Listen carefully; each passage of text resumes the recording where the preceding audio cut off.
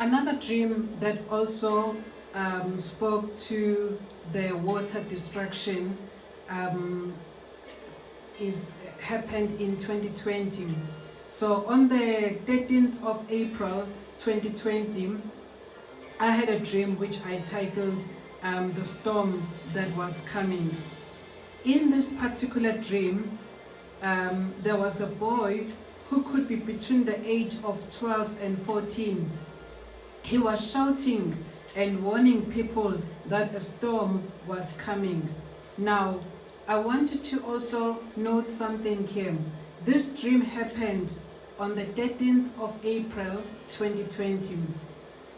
And COVID-19 actually hit South Africa around March 2020.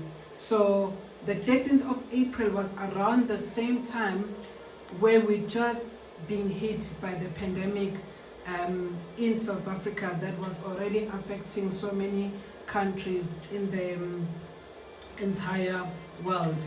Now, this boy, who could be between the age of 12 and 14, he was shouting and warning people that a storm was coming.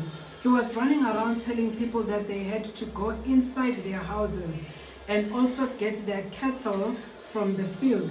He also warned the people to go to a higher place, not by the valley, to avoid being swept away by the flood.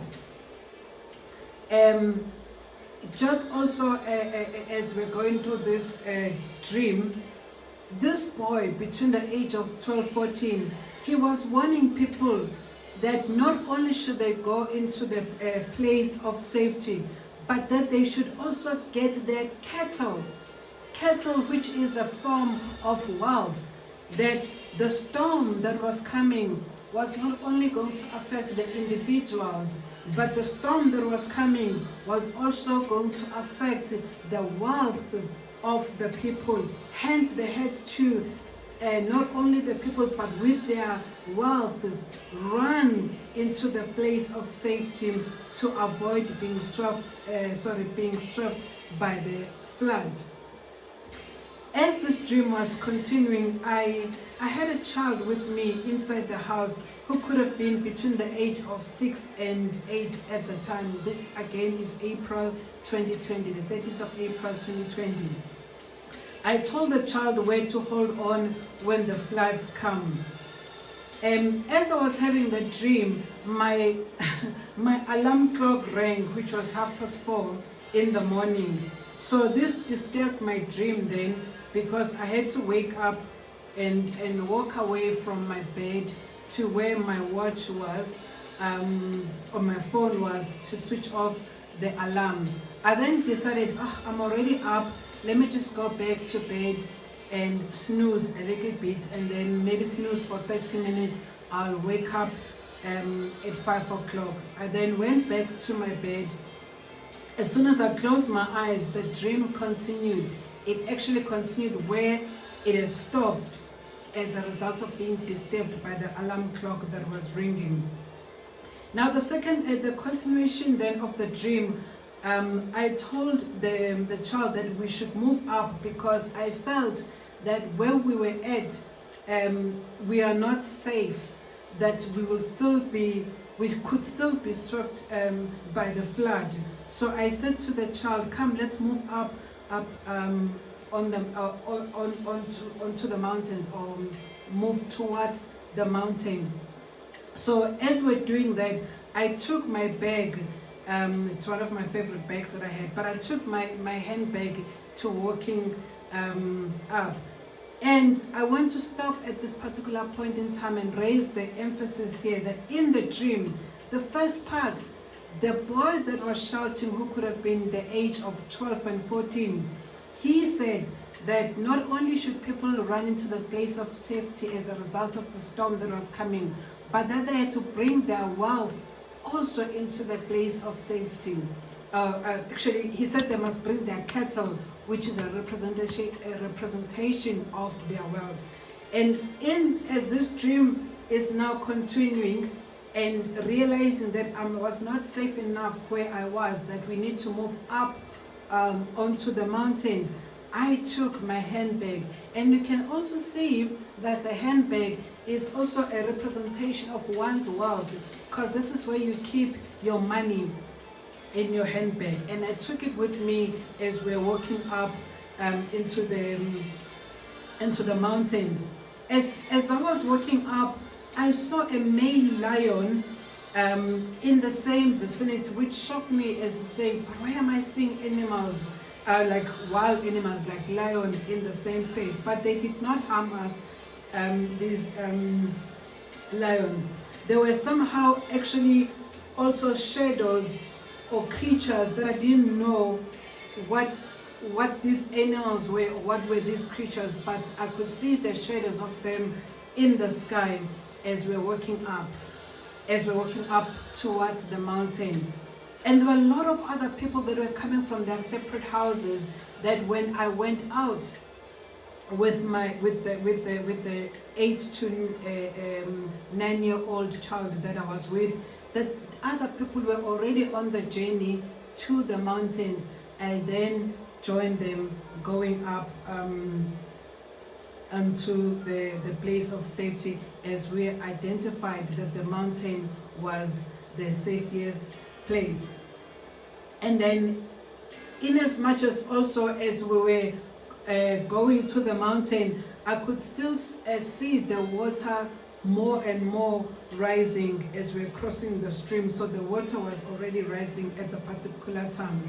We got up to the top of the mountain, and when we arrived then at the top of the mountain, even there other people were already at the top of the mountain, which is an indication that these people, as soon as they heard the boy giving warning that there was a storm that was coming, they prepared themselves, they acted swiftly, and that's the reason why they were already at the top of the mountain when we arrived. So as we arrived there, I told this child, who could have been between the age of 6 and 9, to hold on to the bottom of the pole. It looked like, like your street light pole, but it was a wooden pole, like a wooden tree, a wooden pole. Generally, you would see that as street lights.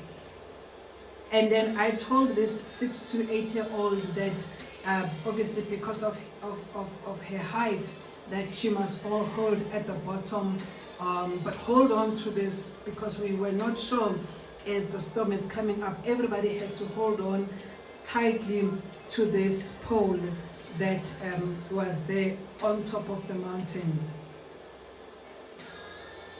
And this is actually where the dream ended, that I woke up at 5:45, and this is then where I wrote down the dream. But if you can see from it that the dream started, and then it got interrupted by my alarm ringing at 4:30 in the morning. I woke up, went and switched it off, went back to bed, thinking to myself, let me have further sleep and snooze maybe till 5 o'clock, and but the dream then continued till 5:45 in the morning. What can we learn from this particular dream? If we look at the book of Exodus chapter 9, Shemoth, I prefer to call it with the Hebrew name. The book of Shemoth chapter 9 verse 18 to 21, or Exodus chapter 9 verse 18 to 21, it says,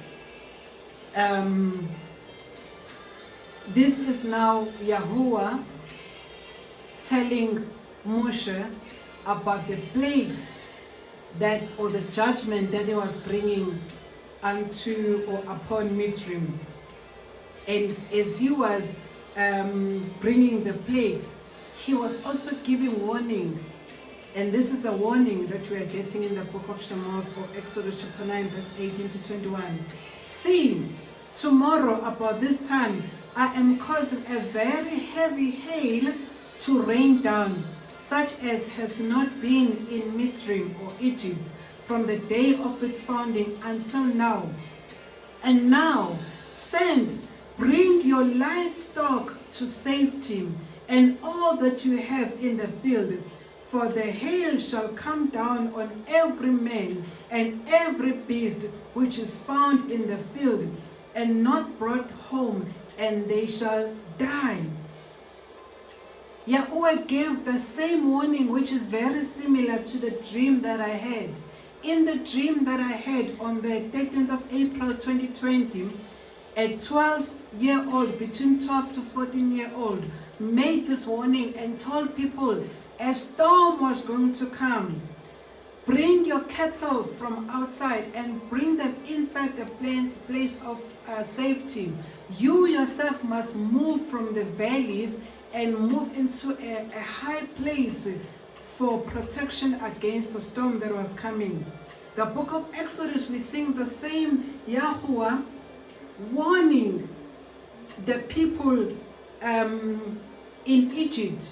He tells them, there's going to be a hail that is going to come, that I'm going to bring, the hail that has never been seen since the earth, since the creation of the earth. Make sure that you bring your livestock to the place of safety. Take them away from field. Yahuwah always warns his people before any plagues, before any judgment. Question though is, will you heed the warning? Will you listen to the messengers that are bringing warning, or you will scorn them, or you will question them, and you will say, well, you didn't hear this. What happened in verse 20? Again, continuing on Exodus chapter 9, verse 20. It says, those among the servants of Pharaoh who feared the word of Yahuwah made their servants and their livestock to flee to the place of safety, or to flee to their houses. So even though Yahuwah was punishing the entire Mitsrim, the entire Egypt, but the servants of Pharaoh, of Farah, the Egyptians who heard the warning and heed to the warning, they were protected. Their livestock were protected from the hail that came. Verse 21, but those who did not set their hearts on the word of Yahuwah left their servants and their livestock in the field. So even though you were a Yisrael and you had this warning, but you did not heed to the warning that is given, regardless that you are Yisrael by descent, regardless that you were walking all along in obedience, at that particular time when you disobeyed to heed the warning that was given, you would fall. You would fall into destruction. But those who did not set their hearts on the word of Yahuwah left their servants and their livestock, which obviously hid and destroyed their livestock, their wealth. There is nothing new under the sun.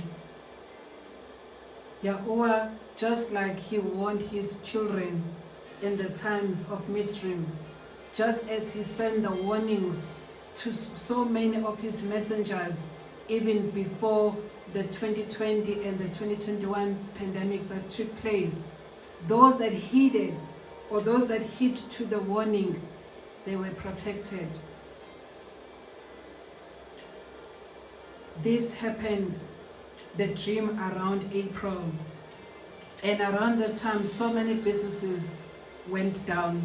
So many people lost their jobs. So many people lost their businesses. Even those that did not lose exactly in that particular year, 2020, 2021, that the effects still happened. We could still see it in 2022, the effects of the disruption that took place in 2020, 2021. Much more is still going to come. And you will see as we continue with the prophecies that Yahuwah is giving us post the 2020 and 2021. We'll stop there for now, and then we'll then record further prophecies in the form of dreams and visions that came later.